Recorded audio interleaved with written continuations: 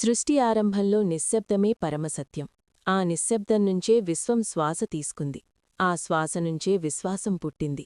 ఆ విశ్వాసమే భక్తిగా మారి అంజనేయుడిగా అవతరించింది. అతడు రాజ్యాలు ఏలడానికి కాదు, యుద్ధాలు చేయడానికి కాదు, సేవ చేయడానికి మాత్రమే పుట్టాడు.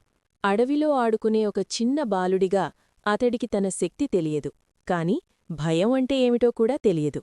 సూర్యుడ్ని పండని అనుకుని ఎగిరిన ఆ నిర్భయక్షణం దేవలోకాన్నే కంపించింది.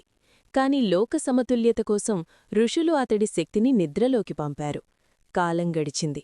అహంకారం లేని వినయమే అతడి అలవాటయింది. అలా ఒకరోజు రాముడు అడవిలో అడుగుపెట్టాడు. ఆ ఒక్కచూపుతోనే నిద్రలో ఉన్న శక్తి మేల్కొంది. ఆంజనేయుడు తన శక్తిని గర్వానికి కాదు, ధర్మసేవకు అంకితం చేశాడు. అవసరం వచ్చినప్పుడు మాత్రమే పోరాడి, పని పూర్తయ్యాక నిశ్శబ్దాన్ని ఎంచుకున్నాడు. యుద్ధం తర్వాత పర్వతశిఖరంపై ధ్యానంలో కూర్చొని రాముని తన హృదయంలో నిలుపుకున్నాడు. భక్తి లేకుండా శక్తి శబ్దమైతే, భక్తితో కూడిన శక్తి అనంతం అని అతడు ఈ లోకానికి నేర్పాడు.